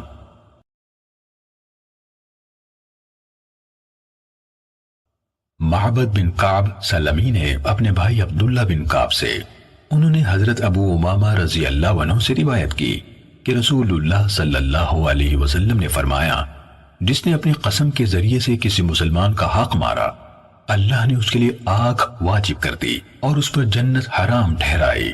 ایک شخص نے آپ صلی اللہ علیہ وسلم سے عرض کی اگرچہ وہ معمولی سی چیز ہو اے اللہ کے رسول، آپ صلی اللہ علیہ وسلم نے فرمایا چاہے وہ پیلو کے درخت کی ایک شاخ ہو۔ صحیح مسلم حدیث نمبر 353۔ محمد بن کعب سے روایت ہے، انہوں نے اپنے بھائی عبداللہ بن کعب سے سنا، وہ بیان کرتے تھے کہ ابو امامہ حارثی رضی اللہ عنہ نے ان کو بتایا کہ انہوں نے رسول اللہ صلی اللہ علیہ وسلم سے اسی کی مانند حدیث سنی۔ صحیح مسلم حدیث نمبر 354۔ اعمش نے ابو وائل سے، انہوں نے حضرت عبداللہ بن مسعود رضی اللہ عنہ سے، اور انہوں نے رسول اللہ صلی اللہ علیہ وسلم سے روایت کی کہ آپ نے فرمایا جس نے مسلمان کا مال دبانے کے لیے ایسی قسم کھائی جس کے لیے عدالت نے اسے پابند کیا اور وہ اس میں جھوٹا ہے، وہ اللہ کے سامنے اس حالت میں حاضر ہوگا کہ اللہ اس پر ناراض ہوگا۔ انہوں یعنی وائل نے کہا اس موقع پر حضرت اشعث بن قیس رضی اللہ عنہ مجلس میں داخل ہوئے اور کہا، ابو عبد الرحمن یعنی عبداللہ بن مسعود رضی اللہ عنہ تمہیں کیا حدیث بیان کر رہے ہیں؟ ابو عبد الرحمن یعنی عبداللہ بن مسعود رضی اللہ عنہ تمہیں کیا حدیث بیان کر رہے ہیں؟ لوگوں نے کہا، اس طرح بیان کر رہے ہیں۔ انہوں نے کہا، ابو عبد الرحمن نے سچ کہا، یہ آیت میرے ہی معاملے میں نازل ہوئی۔ میرے اور ایک آدمی کے درمیان یمن کی ایک زمین کا معاملہ تھا۔ میں اس کے ساتھ جھگڑا نبی صلی اللہ علیہ وسلم کے ہاں لے گیا تو آپ نے پوچھا، کیا تمہارے پاس کوئی دلیل یا ثبوت ہے؟ میں نے عرض کی، نہیں۔ آپ نے فرمایا، تو پھر اس کی قسم پر فیصلہ ہوگا۔ میں نے کہا، تب وہ قسم کھا لے گا۔ اس پر رسول اللہ صلی اللہ علیہ وسلم نے فرمایا، جس نے کسی مسلمان کا مال دبانے کے لیے ایسی قسم کھائی جس کا فیصلہ کرنے والے نے اس سے مطالبہ کیا تھا اور وہ اس قسم میں جھوٹا ہے، تو وہ اللہ کے سامنے اس حالت میں حاضر ہوگا کہ اللہ اس پر ناراض ہوگا۔ اس پر یہ آیت اتری، بلا شبہ جو لوگ اللہ کے ساتھ کیے گئے وعدے اور اپنی قسموں کا سودا تھوڑی قیمت پر کرتے ہیں، آیت کے آخر تک۔ صحیح مسلم حدیث نمبر 355۔ اعمش کے بجائے منصور نے ابو وائل سے اور انہوں نے عبداللہ بن مسعود رضی اللہ عنہ سے روایت کی، حضرت عبداللہ رضی اللہ عنہ نے کہا، جو شخص ایسی قسم اٹھاتا ہے جس کی بنا پر وہ مال کا حقدار ٹھہرتا ہے اور وہ اس قسم میں جھوٹا ہے، تو وہ اللہ کو اس حالت میں ملے گا کہ اللہ تعالیٰ اس پر ناراض ہوگا۔ پھر اعمش کی طرح روایت بیان کی، البتہ اس میں انہوں نے کہا، میرے اور ایک آدمی کے درمیان کنویں کے بارے میں جھگڑا تھا، ہم ہی جھگڑا رسول اللہ صلی اللہ علیہ وسلم کے پاس لے گئے تو آپ صلی اللہ علیہ وسلم نے فرمایا، تمہارے دو گواہ ہوں یا اس کی قسم کے ساتھ فیصلہ ہوگا۔ صحیح مسلم حدیث نمبر 356۔ جامع بن ابی راشد اور عبد الملک بن اعین نے ابو وائل شقیق بن سلمہ سے سنا، کہہ رہے تھے، میں نے حضرت عبداللہ بن مسعود رضی اللہ عنہ سے سنا، وہ کہتے تھے، میں نے رسول اللہ صلی اللہ علیہ وسلم کو فرماتے ہوئے سنا، جس نے کسی مسلمان شخص کے مال پر حق نہ ہوتے ہوئے قسم کھائی، وہ اللہ سے اس حالت میں ملے گا کہ اللہ تعالیٰ اس سے ناراض ہوگا۔ عبداللہ رضی اللہ عنہ نے کہا، پھر رسول اللہ صلی اللہ علیہ وسلم نے ہمارے سامنے کتاب اللہ سے اس کا مصداق یعنی جس سے بات کی تصدیق ہو جائے پڑھا۔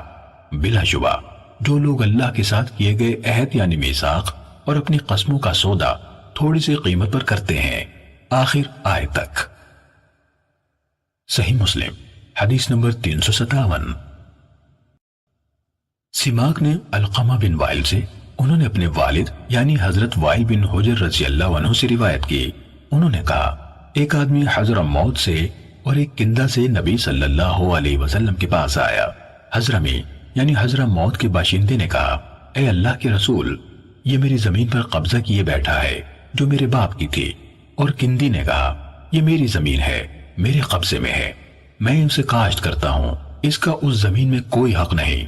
اس پر نبی کریم صلی اللہ علیہ وسلم نے حضرمی سے کہا، کیا تمہاری کوئی دلیل یعنی گواہی وغیرہ ہے؟ اس نے کہا، نہیں۔ آپ صلی اللہ علیہ وسلم نے فرمایا، پھر تمہارے لیے اس کی قسم ہے۔ اس نے کہا، اے اللہ کے رسول، بلا شبہ یہ آدمی بد کردار ہے، اسے کوئی پرواہ نہیں کہ کس چیز پر قسم کھاتا ہے اور یہ کسی چیز سے پرہیز نہیں کرتا۔ آپ صلی اللہ علیہ وسلم نے فرمایا، تمہیں اس سے اس قسم کے سوا کچھ نہیں مل سکتا۔ وہ قسم کھانے چلا، اور جب اس نے پیٹ پھیری تو رسول اللہ صلی اللہ علیہ وسلم نے فرمایا، بات یہ ہے، اگر اس نے ظلم اور زیادتی سے اس شخص کا مال کھانے کے لیے قسم کھائی تو بلا شبہ یہ شخص اللہ سے اس حالت میں ملے گا کہ اللہ نے اس سے اپنا رخ پھیر لیا ہوگا۔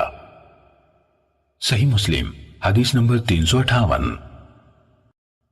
زہیر بن حرب اور اسحاق بن ابراہیم دونوں نے ابو ولید سے حدیث سنائی۔ زہیر نے ان ابی الولید کے بجائے حدثنا ہشام بن عبد الملک یعنی ہمیں ہشام بن عبد الملک نے حدیث سنائی کہا۔ ہشام بن عبد الملک نے کہا، ہمیں ابو عوانہ نے عبد الملک بن عمیر سے حدیث سنائی، انہوں نے علقمہ بن وائل سے اور انہوں نے اپنے والد حضرت وائل بن حجر رضی اللہ عنہ سے روایت کی کہ میں رسول اللہ صلی اللہ علیہ وسلم کے پاس تھا، آپ کے پاس دو آدمی ایک قطعہ زمین پر جھگڑتے آئے، دونوں میں ایک نے کہا، اے اللہ کے رسول، اس نے دور جاہلیت میں میری زمین پر قبضہ کیا تھا، وہ عمر القیس بن عابس کندی تھا اور اس کا حریف ربیہ بن عبدان تھا۔ آپ صلی اللہ علیہ وسلم نے فرمایا سب سے پہلے تمہارا ثبوت یعنی شہادت۔ اس نے کہا میرے پاس ثبوت نہیں ہے۔ آپ صلی اللہ علیہ وسلم نے فرمایا تب فیصلہ اس کی قسم پر ہوگا۔ اس نے کہا تب تو وہ زمین لے جائے گا۔ آپ صلی اللہ علیہ وسلم نے فرمایا اس کے علاوہ کچھ نہیں۔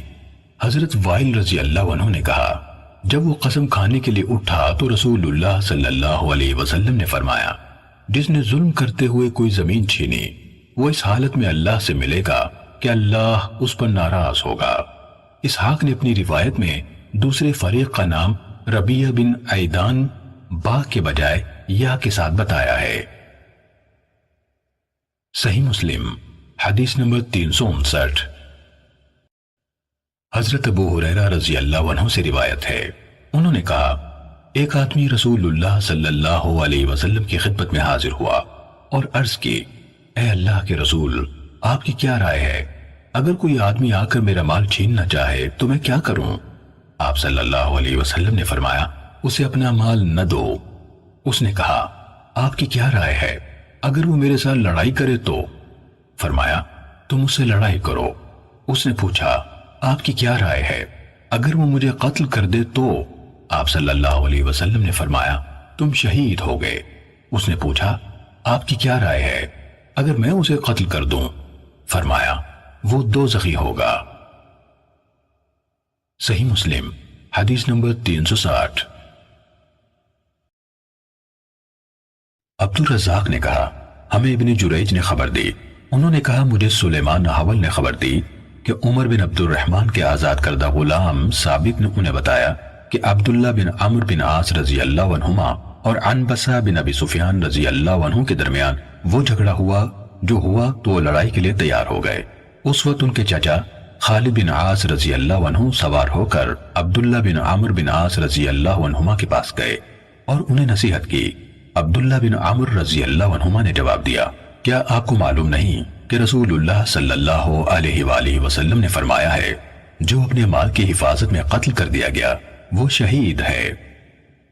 صحیح مسلم حدیث نمبر 361۔ ابن جریج کے دوسرے شاگردوں محمد بن بکر اور ابو عاصم نے اسی مذکورہ سند کے ساتھ سابقہ حدیث کے مانند حدیث بیان کی۔ صحیح مسلم حدیث نمبر 362۔ ابو اشہب نے حسن بصری سے حدیث بیان کی، انہوں نے کہا عبید اللہ بن زیاد نے حضرت ماقل بن یسار مزنی رضی اللہ عنہ کے مرض الموت میں ان کی عیادت کی تو ماقل رضی اللہ عنہ نے اس سے کہا میں تمہیں ایک حدیث سنانے لگا ہوں جو میں نے رسول اللہ صلی اللہ علیہ وسلم سے سنی، اگر میں جانتا کہ میں ابھی اور زندہ رہوں گا تو تمہیں یہ حدیث نہ سناتا۔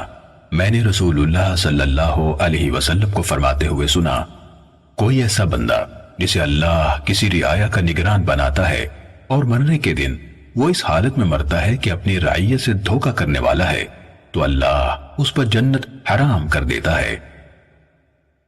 صحیح مسلم حدیث نمبر 363۔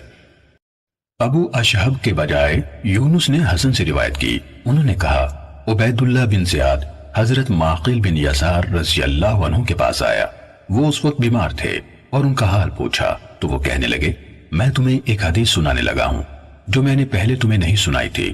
بلا شبہ رسول اللہ صلی اللہ علیہ وسلم نے فرمایا اللہ تعالیٰ کسی بندے کو کسی رعیت کا نگران بناتا ہے اور موت کے دن وہ اس حالت میں مرتا ہے کہ رعیت کے حقوق میں دھوکے بازی کرنے والا ہے تو اللہ اس پر جنت حرام کر دیتا ہے۔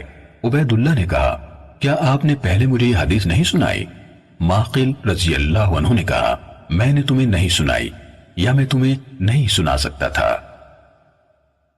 صحیح مسلم حدیث نمبر 364۔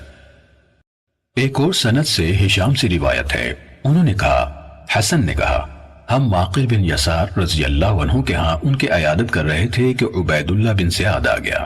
ماقل رضی اللہ عنہ نے اس سے کہا میں تمہیں ایک حدیث سنانے لگا ہوں جو میں نے رسول اللہ صلی اللہ علیہ وسلم سے سنی تھی۔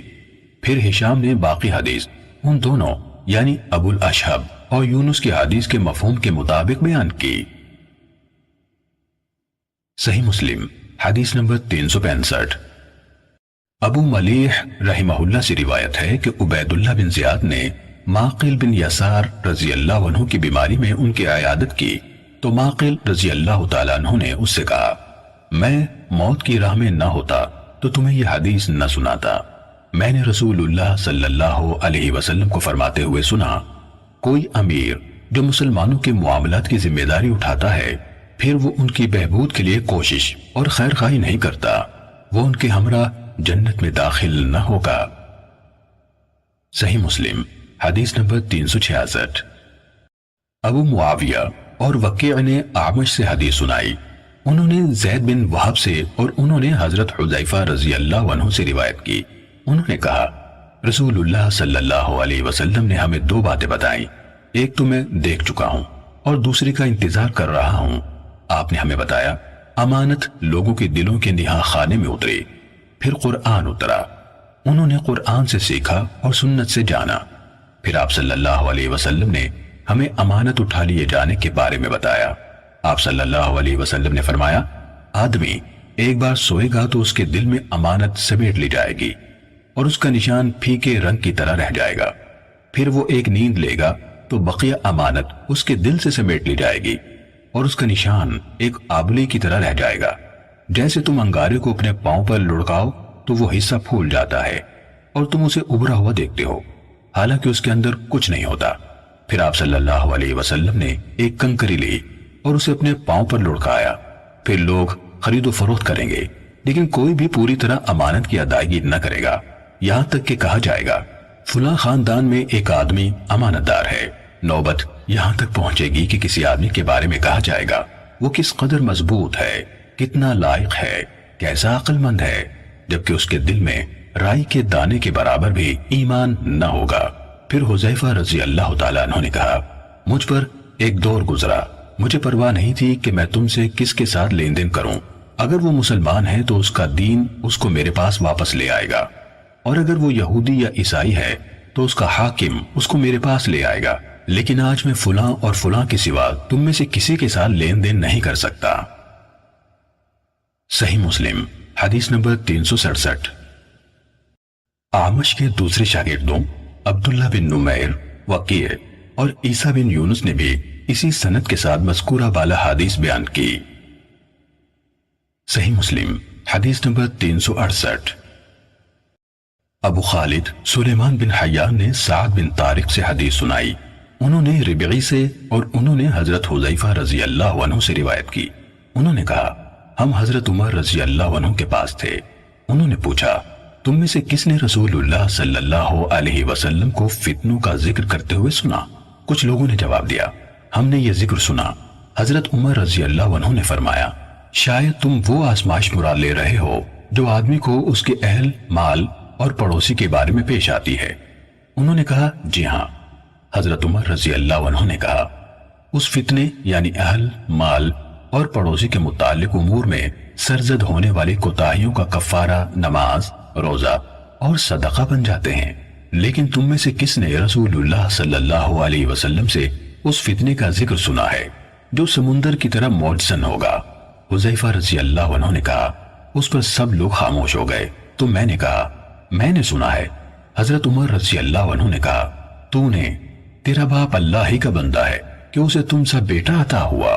حذیفہ رضی اللہ عنہ نے کہا میں نے رسول اللہ صلی اللہ علیہ وسلم سے سنا، آپ فرما رہے تھے فتنے دلوں پر ڈالے جائیں گے چٹائی کی بنتی کی طرح تنکا تنکا ایک ایک کر کے، اور جو دل ان سے سیراب کر دیا گیا یعنی اس نے ان کو قبول کر لیا اور اپنے اندر بسا لیا، اس میں ایک سیاہ نقطہ پڑ جائے گا، اور جس دل نے ان کو رد کر دیا اس میں سفید نقطہ پڑ جائے گا، یہاں تک کہ دل دو طرح کے ہو جائیں گے، ایک دل سفید چکنے پتھر کی مانند ہو جائے گا، جب تک آسمان اور زمین قائم رہیں گے کوئی فتنہ اس کو نقصان نہیں پہنچائے گا، دوسرا کالا مٹیالے رنگ کا اوندھے لوٹے کی مانند جس پر پانی کی بوند بھی نہیں ٹکتی، جو نہ کسی نیکی کو پہچانے گا اور نہ کسی برائی سے انکار کرے گا سوائے اس بات کے جس کی خواہش سے وہ دل لبریز ہوگا، سوائے اس بات کے جس کی خواہش سے وہ دل لبریز ہوگا۔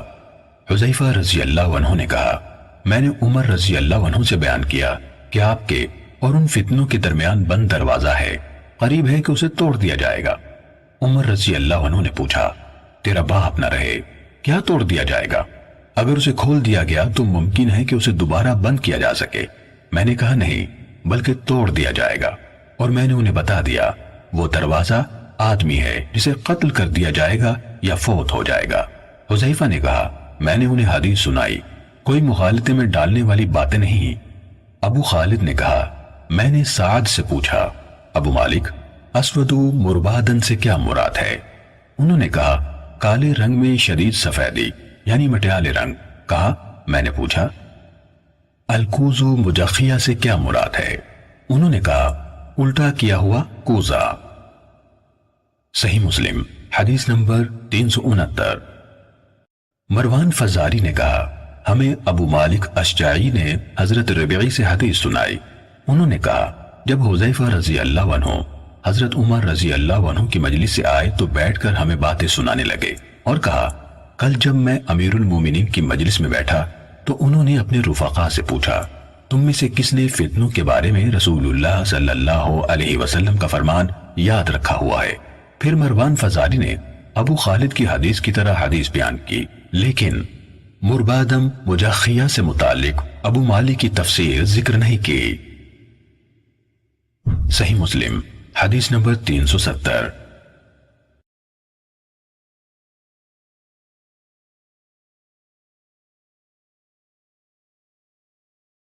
نعیم بن ابی ہند نے ربیع بن حراش سے اور انہوں نے حضرت حذیفہ رضی اللہ عنہ سے روایت کی کہ حضرت عمر رضی اللہ عنہ نے فرمایا، تم میں کون ہمیں بتائے گا؟ اور ان میں حذیفہ رضی اللہ عنہ موجود تھے جو رسول اللہ صلی اللہ علیہ وسلم نے فتنے کے بارے میں فرمایا تھا۔ حذیفہ رضی اللہ عنہ نے کہا، میں آگے ابو مالک کی وہی روایت بیان کی ہے جو انہوں نے ربیعی سے بیان کی، اور اس میں حضرت حذیفہ رضی اللہ عنہ کا یہ قول بھی بیان کیا کہ میں نے انہیں حدیث سنائی تھی، مغالطے میں ڈالنے والی باتیں نہیں، یعنی وہ حدیث رسول اللہ صلی اللہ علیہ وسلم کی جانب سے تھی۔ صحیح مسلم حدیث نمبر 371۔ حضرت ابو ہریرہ رضی اللہ عنہ سے روایت ہے، انہوں نے کہا، رسول اللہ صلی اللہ علیہ وسلم نے فرمایا، اسلام کا آغاز اجنبی کی حیثیت سے ہوا، اور ان قریب پھر اسی طرح اجنبی ہو جائے گا جیسے شروع ہوا تھا۔ خوش بختی ہے اجنبیوں کے لیے۔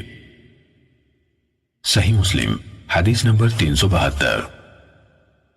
سیدنا عبداللہ بن عمر رضی اللہ عنہما سے روایت ہے، رسول اللہ صلی اللہ علیہ وسلم نے فرمایا، اسلام شروع ہوا غربت میں اور پھر غریب ہو جائے گا جیسے شروع ہوا تھا، اور وہ سمٹ کر دونوں مسجدوں یعنی مکے اور مدینے کے بیچ میں آ جائے گا جیسے سانپ سمٹ کر اپنے سوراخ یعنی بل میں چلا جاتا ہے۔ صحیح مسلم حدیث نمبر 373۔ حضرت ابو ہریرہ رضی اللہ عنہ سے روایت ہے کہ رسول اللہ صلی اللہ علیہ وسلم نے فرمایا، بلا شبہ ایمان مدینے کی جانب یوں سمٹائے گا جیسے سانپ اپنے بل کی جانب سمٹاتا ہے۔ صحیح مسلم حدیث نمبر 374۔ حماد نے کہا، ہمیں ثابت نے حضرت انس رضی اللہ عنہ سے حدیث سنائی کہ رسول اللہ صلی اللہ علیہ وسلم نے فرمایا، قیامت قائم نہیں ہوگی یہاں تک کہ وہ وقت آ جائے گا جب زمین میں اللہ اللہ نہیں کہا جا رہا ہوگا۔ صحیح مسلم حدیث نمبر 375۔ معمر نے ثابت سے خبر دی، انہوں نے حضرت انس رضی اللہ عنہ سے روایت کی، انہوں نے کہا کہ رسول اللہ صلی اللہ علیہ وسلم نے فرمایا، کسی ایسے شخص پر قیامت قائم نہ ہوگی جو اللہ اللہ کہتا ہوگا۔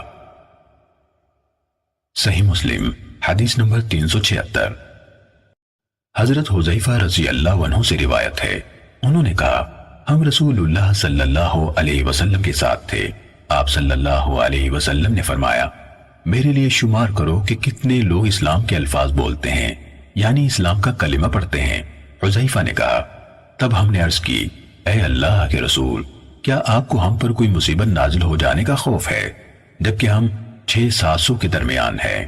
آپ صلی اللہ علیہ وسلم نے فرمایا، تم نہیں جانتے، ہو سکتا ہے تم کسی آزمائش میں ڈال دیے جاؤ۔ پھر ہم آزمائش میں ڈال دیے گئے، یہاں تک کہ ہم میں سے کوئی شخص پوشیدہ رہے بغیر نماز بھی نہیں پڑھ سکتا تھا۔ صحیح مسلم حدیث نمبر 377۔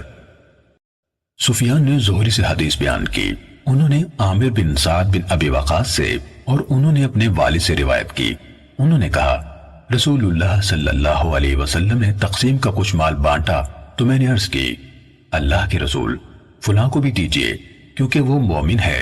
نبی صلی اللہ علیہ وسلم نے فرمایا یا مسلمان ہے۔ میں 3 بار یہ بات کہتا ہوں اور آپ صلی اللہ علیہ وسلم 3 بار میرے سامنے یہی الفاظ دہراتے ہیں یا مسلمان ہے۔ پھر آپ صلی اللہ علیہ وسلم نے فرمایا میں ایک آدمی کو دیتا ہوں جبکہ دوسرا مجھے اس سے زیادہ پیارا ہوتا ہے، اس ڈر سے کہ کہیں اللہ اس کو اندھے منہ آگ میں نہ ڈال دے۔ صحیح مسلم حدیث نمبر 378۔ ابن شہاب زہری کے بھتیجے نے اپنے چچا سے حدیث بیان کی، انہوں نے کہا مجھے عامر بن سعد بن ابی وقاص نے اپنے والد سعد رضی اللہ عنہ سے خبر دی کہ رسول اللہ صلی اللہ علیہ وسلم نے کچھ لوگوں کو کچھ عطا فرمایا۔ سعد رضی اللہ عنہ بھی ان میں بیٹھے تھے۔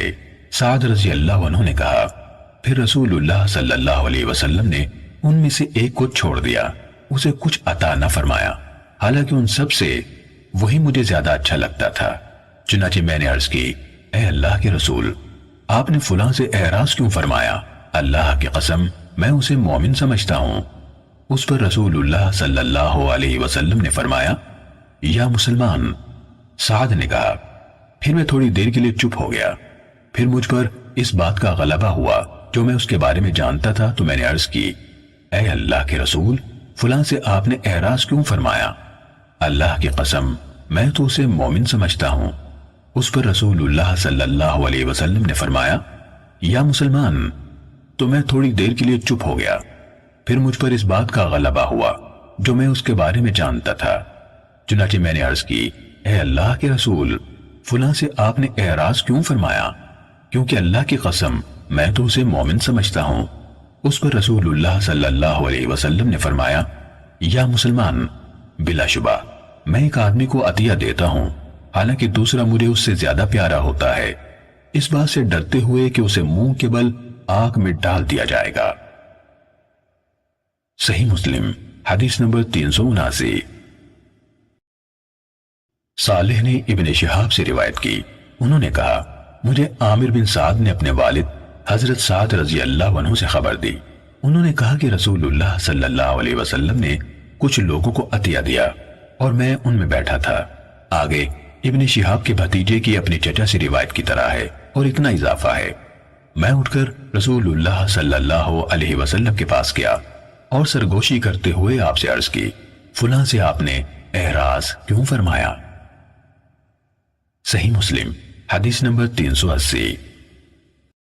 عامر بن سعد کے بھائی محمد بن سعد یہ حدیث بیان کرتے ہیں، انہوں نے اپنی حدیث میں کہا رسول اللہ صلی اللہ علیہ وسلم نے سعد بن ابی وقاص رضی اللہ عنہ کی گردن اور کندھے کے درمیان اپنا ہاتھ مارا، پھر فرمایا کیا لڑائی کر رہے ہو سعد کہ میں ایک آدمی کو دیتا ہوں؟ صحیح مسلم حدیث نمبر 381۔ یونس نے ابن شہاب زہری سے خبر دی، انہوں نے ابو سلمہ بن عبد الرحمن اور سعید بن مسیب سے روایت کی، انہوں نے حضرت ابو ہریرہ رضی اللہ عنہ سے روایت کی کہ رسول اللہ صلی اللہ علیہ وسلم نے فرمایا ہم ابراہیم علیہ السلام سے زیادہ شک کرنے کا حق رکھتے ہیں جب انہوں نے کہا تھا اے میرے رب مجھے دکھا تو مردوں کو کیسے زندہ کرے گا؟ اللہ تعالیٰ نے فرمایا کیا تمہیں یقین نہیں؟ کہا کیوں نہیں، لیکن میں اس لیے جاننا چاہتا ہوں تاکہ میرا دل مطمئن ہو جائے۔ آپ صلی اللہ علیہ وسلم نے فرمایا اور اللہ لوط علیہ السلام پر رحم فرمائے، وہ کسی سہارے کی تمنا کر رہے تھے حالانکہ انہوں نے ایک مضبوط سہارے کی پناہ لی ہوئی تھی، اور اگر میں قید خانے میں یوسف علیہ السلام جتنا طویل عرصہ ٹھہرتا تو ہو سکتا ہے بلانے والے کی بات مان لیتا، یعنی عملاً آپ نے دوسرے انبیاء سے بڑھ کر ہی صبر و تحمل سے کام لیا۔ صحیح مسلم حدیث نمبر 382۔ مالک نے زہری سے روایت کی کہ سعید بن مسیب اور ابو عبیدہ نے انہیں حضرت ابو ہریرہ رضی اللہ عنہ سے خبر دی، انہوں نے رسول اللہ صلی اللہ علیہ وسلم سے روایت کی جو زہری سے یونس کی روایت کردہ حدیث کے مانند ہے، اور مالک کی حدیث میں یوں ہے تاکہ میرا دل مطمئن ہو جائے۔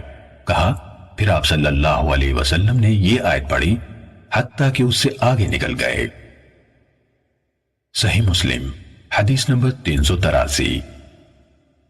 ابو اویس نے بھی زہری سے اسی طرح روایت کی ہے جس طرح مالک نے کی ہے، البتہ اس نے حتیٰ جازہا، حتیٰ کہ اس سے آگے نکل گئے کے بجائے حتیٰ انجزہا یعنی حتیٰ کہ اس کو مکمل کیا کہا ہے۔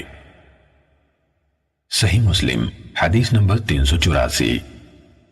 حضرت ابو ہریرہ رضی اللہ عنہ سے روایت ہے کہ رسول اللہ صلی اللہ علیہ وسلم نے فرمایا، انبیاء میں سے ہر ایک نبی کو ایسی نشانیاں یعنی معجزے دیے گئے جن کو دیکھ کر لوگ ایمان لائے، اور وہی مجھے کو دی گئی جو اللہ نے مجھ پر نازل فرمائی، وہ معجزہ بھی ہے اور نور بھی، وَلَكِنْ جَعَلْنَاهُ نُورًا، اس لیے میں امید کرتا ہوں کہ قیامت کے دن ان سب سے زیادہ پیروکار میرے ہوں گے۔ صحیح مسلم حدیث نمبر 385۔ حضرت ابو ہریرہ رضی اللہ عنہ سے روایت ہے، رسول اللہ صلی اللہ علیہ وسلم نے فرمایا، قسم ہے اس کی جس کے ہاتھ میں محمد صلی اللہ علیہ وسلم کی جان ہے، اس زمانے کا یعنی میرے وقت اور میرے بعد قیامت تک کوئی یہودی یا نصرانی یا اور کوئی دین والا میرا حال سنے پھر ایمان نہ لائے اس پر جس کو میں دے کر بھیجا گیا ہوں یعنی قرآن، تو جہنم میں جائے گا۔ صحیح مسلم حدیث نمبر 386۔ حشیم نے صالح بن صالح ہمدانی سے خبر دی، انہوں نے شعبی سے روایت کی، انہوں نے کہا، میں نے اہل خراسان میں سے ایک آدمی کو دیکھا، اس نے شعبی رضی اللہ عنہ سے سوال کیا اور کہا، اے ابو عمرو، ہماری طرف اہل خراسان اس آدمی کے متعلق جو اپنی لونڈی کو آزاد کرے پھر اس سے شادی کر لے، یہ کہتے ہیں کہ وہ اپنی قربانی کے جانور پر سوار ہونے والے کے مانند ہے۔ شعبی رضی اللہ عنہ نے کہا، مجھے ابو بردہ بن ابی موسیٰ نے اپنے والد سے حدیث سنائی کہ رسول اللہ صلی اللہ علیہ وسلم نے فرمایا، 3 آدمی ہیں جنہیں ان کا اجر 2 بار دیا جائے گا، اہل کتاب کا آدمی جو اپنے نبی پر ایمان لایا اور نبی صلی اللہ علیہ وسلم کے دور کو پایا تو آپ پر بھی ایمان لایا، آپ کی پیروی کی اور آپ کی تصدیق کی تو اس کے لیے 2 اجر ہیں، اور وہ غلام جو کسی کی ملکیت میں ہے، اس نے اللہ کا جو حق اس پر ہے ادا کیا اور اپنے آقا کا حق بھی ادا کیا تو اس کے لیے 2 اجر ہیں، اور ایک آدمی جس کی کوئی لونڈی تھی اس نے اسے خوراک دی تو بہترین خوراک مہیا کی، پھر اسے تربیت دی تو بہت اچھی تربیت دی، پھر اس کو آزاد کر کے اس سے شادی کر لی تو اس کے لیے بھی 2 اجر ہیں۔ پھر شعبی نے خراسانی سے کہا، یہ حدیث بلا مشقت لے لو، پہلے ایک آدمی اس سے بھی چھوٹی حدیث کے لیے مدینے کا سفر کرتا تھا۔ صحیح مسلم حدیث نمبر 387۔ عبدہ بن سلیمان، سفیان اور شعبہ نے صالح بن صالح کے واسطے سے سابقہ سند کے ساتھ یہی حدیث بیان کی۔ صحیح مسلم حدیث نمبر 388۔ لیث نے ابن شہاب سے حدیث سنائی، انہوں نے ابن مسیب سے، انہوں نے حضرت ابو ہریرہ رضی اللہ عنہ سے سنا، کہتے تھے رسول اللہ صلی اللہ علیہ وسلم نے فرمایا، اس ذات کی قسم جس کے ہاتھ میں میری جان ہے، یقیناً قریب ہے کہ عیسیٰ ابن مریم علیہ السلام تم میں اتریں گے، انصاف کرنے والے حاکم ہوں گے، بس وہ صلیب کو توڑ دیں گے، خنزیر کو قتل کریں گے، جزیہ ختم کر دیں گے، اور مال کی فراوانی ہو جائے گی حتیٰ کہ کوئی اس کو قبول نہ کرے گا۔ صحیح مسلم حدیث نمبر 389۔ سفیان بن عیینہ، یونس اور صالح نے ابن شہاب زہری سے ان کی اسی سند سے روایت نقل کی۔ ابن عیینہ کی روایت میں ہے، انصاف کرنے والے پیشوا عادل حاکم، اور یونس کی روایت میں عادل حاکم ہے، انہوں نے انصاف کرنے والے پیشوا کا تذکرہ نہیں کیا، اور صالح کی روایت میں لیث کی طرح ہے، انصاف کرنے والے حاکم، اور یہ اضافہ بھی ہے حتیٰ کہ ایک سجدہ دنیا اور اس کی ہر چیز سے بہتر ہوگا، کیونکہ باقی انبیاء کے ساتھ محمد رسول اللہ صلی اللہ علیہ وسلم پر مکمل ایمان ہوگا، اور اولو العزم نبی جو صاحب کتاب و شریعت تھا آپ کی امت میں شامل ہوگا اور اسی کے مطابق فیصلے فرما رہا ہوگا۔ پھر ابو ہریرہ رضی اللہ عنہ آخر میں کہتے ہیں، چاہو تو یہ آیت پڑھ لو، اہل کتاب میں سے کوئی نہ ہوگا مگر عیسیٰ علیہ السلام کی وفات سے پہلے ان پر ضرور ایمان لائے گا اور انہی کے ساتھ امت محمدیہ میں شامل ہوگا۔ صحیح مسلم حدیث نمبر 390۔ عطا بن مینا نے حضرت ابو ہریرہ رضی اللہ عنہ سے بیان کیا کہ رسول اللہ صلی اللہ علیہ وسلم نے فرمایا، اللہ کی قسم، یقیناً عیسیٰ بن مریم علیہ السلام عادل حاکم یعنی فیصلہ کرنے والے بن کر اتریں گے، ہر صورت میں صلیب کو توڑیں گے، خنزیر کو قتل کریں گے اور جزیہ موقوف کر دیں گے، جوان اونٹنیوں کو چھوڑ دیا جائے گا اور ان سے محنت و مشقت نہیں لی جائے گی، یعنی دوسرے وسائل میسر آنے کی وجہ سے ان کی محنت کی ضرورت نہ ہوگی، لوگوں کے دلوں سے عداوت، باہمی بغض و حسد ختم ہو جائے گا، لوگ مال لے جانے کے لیے بلائے جائیں گے لیکن کوئی اسے قبول نہ کرے گا۔ صحیح مسلم حدیث نمبر 391۔ یونس نے ابن شہاب سے روایت کی، انہوں نے کہا ابو قتادہ انصاری رضی اللہ عنہ کے آزاد کردہ غلام نافع نے مجھے خبر دی کہ حضرت ابو ہریرہ رضی اللہ عنہ نے کہا رسول اللہ صلی اللہ علیہ وسلم نے فرمایا، اس وقت تم کیسے عمدہ حال میں ہوگے جب مریم کے بیٹے عیسیٰ علیہ السلام تم میں اتریں گے اور تمہارا امام تم میں سے ہوگا، یعنی اترنے کے بعد پہلی نماز مقتدی کی حیثیت سے پڑھ کر امت محمدیہ میں شامل ہو جائیں گے۔